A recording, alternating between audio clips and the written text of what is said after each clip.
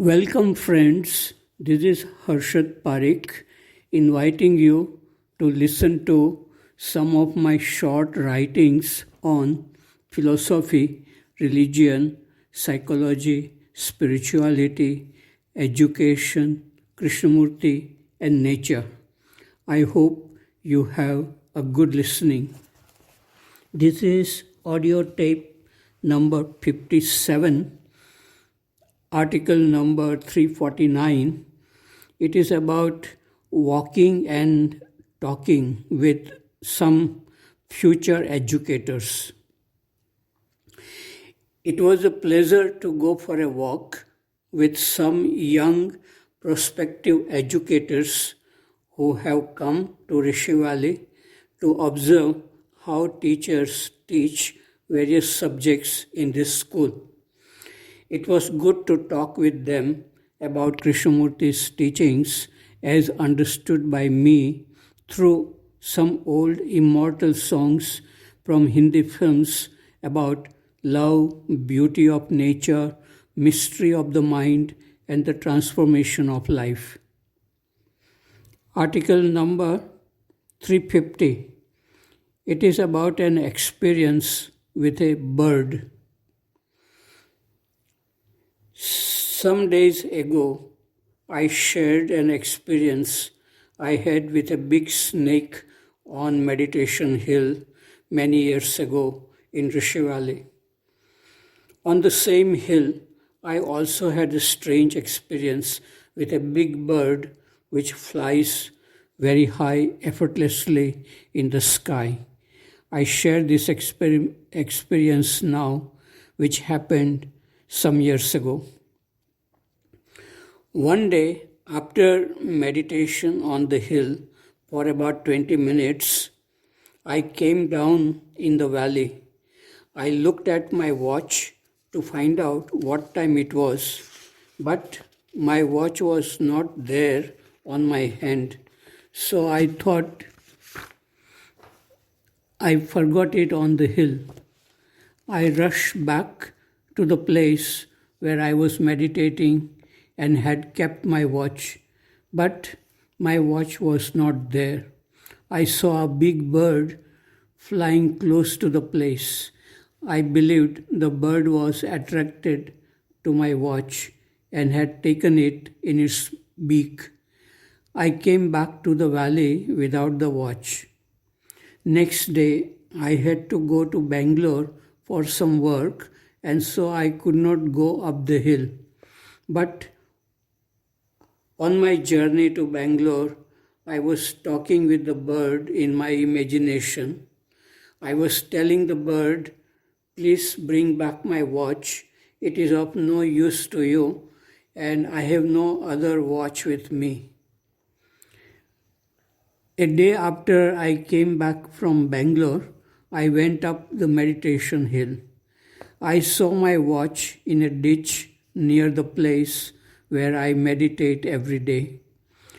I do not know for sure if the bird listened to my mind and brought the watch back, or there could be some other explanation.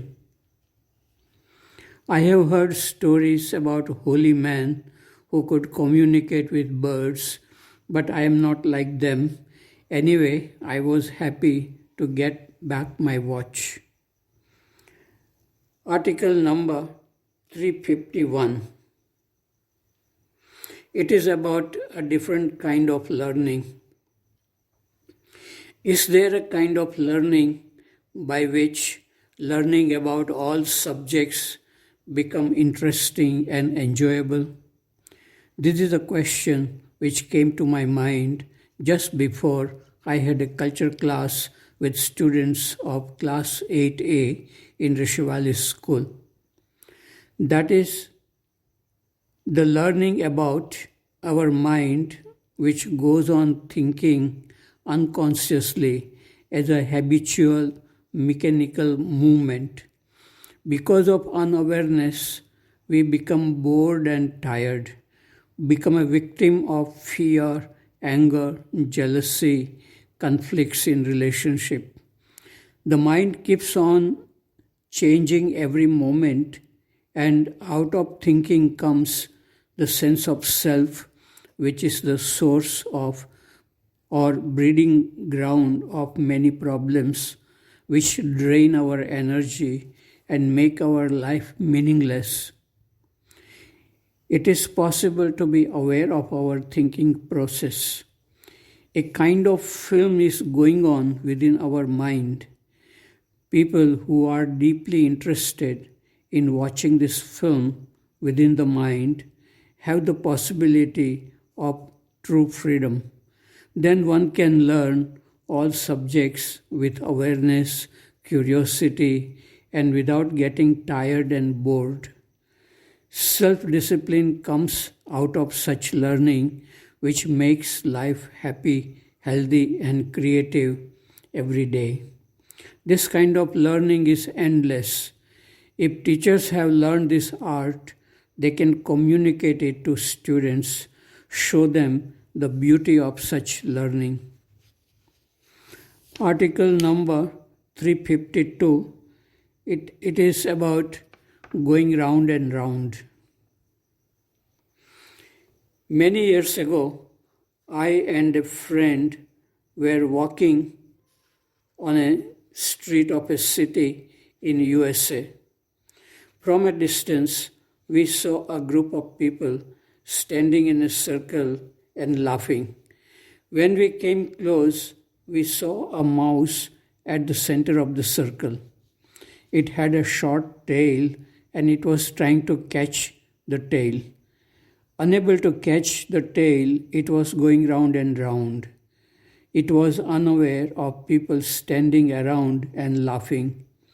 After a few minutes, someone touched the mouse and it ran in a straight line and escaped.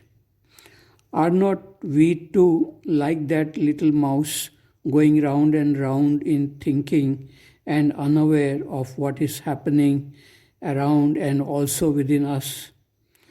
Living mostly in the world of thinking, we do not know what love, beauty, and happiness means. The words of wise men or some unknown factor can touch our mind and heart and awaken the flame of awareness within us.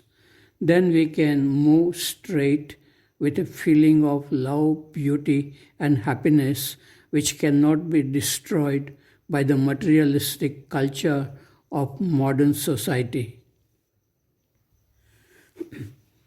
Article number 353, it is about Chennai.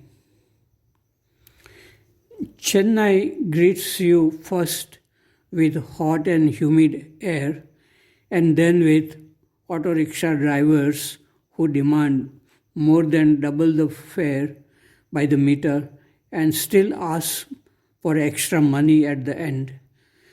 But it was a pleasure to walk on green lawn this morning at Vasant Vihar with bare feet and feel dewdrops on grass. The real happiness is in going deeper within the mind and feel ourselves connected with the whole nature and humanity. Article number 354. It is about the light of awareness. Imagine that you are studying in your room while the noise of machine goes on outside your room. You are not aware of this noise because you are occupied with some work. When the machine and the noise suddenly stops, don't you feel a sense of relief? This is similar to a donkey which is carrying a heavy burden but is not aware of the burden. Only when the burden is removed, the donkey feels light and free. The same thing is happening in the lives of human beings who carry the burden of past hurt, fear of future, and many ill feelings for people in the present. They are not aware of this burden. If by chance suddenly this burden is removed, then only they will know about the great burden they were carrying in their minds. To be free of the burden, we need to be aware first of the burden. This awareness, which is not the product of thinking, is the key to freedom. For this awareness to be awakened, we need to be silent in our mind. This is meditation. Article number 355. Article number 355, it is about a dialogue with a young man. Yesterday, I was talking with an old friend in the dining hall of Vasant Vihar about Krishnamurti. A young man who was sitting on a table behind our table was listening to our conversation. He asked, "What does Krishnamurti mean when he says, 'You are the world'?" I told him to join us on our table. I said, the nature of thinking and feeling is very similar in all human beings. Human beings go through suffering created by thinking and feeling, by habitual responses and various conditioning inherited from society. In this sense, psychologically, we are similar. But it is possible to be free from suffering created by ignorance of the thinking process. It is possible to see clearly the source from where suffering comes. This kind of clear seeing is called awareness by Krishnamurti.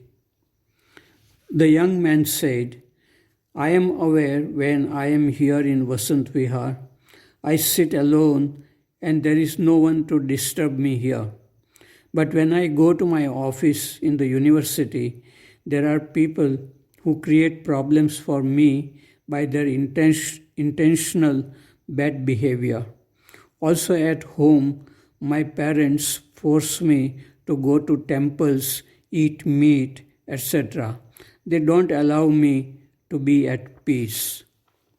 I said, to be at peace, one has to go deep within oneself and see the source from where problems like anger, hurt, frustration arise. To see clearly, one needs patience, curiosity, honesty, and deep interest or passion. If you are not clear, you will be disturbed by your own mechanical, habitual reactions. Any reaction coming from confusion creates more confusion. One requires an ongoing, effortless awareness to meet challenges in relationship. We are capable of such awareness. We went on discussing for more than 90 minutes about the problems faced by him at home and in his office. The master key to resolve problems in relationship is a passive awareness which can see clearly the beginning of any problem. The test of understanding is in relationship. The problems do not disappear by avoiding human beings. Every disturbance in human relationship is an opportunity to look deeper and be free. However, most people are afraid to look within. They keep themselves busy with superficial activities to pass time. People who are genuinely interested in freedom from problems created by disordered and unobserved thinking need to give full attention to that thing called I or ego, which is the source of all problems. This is the most challenging thing in life.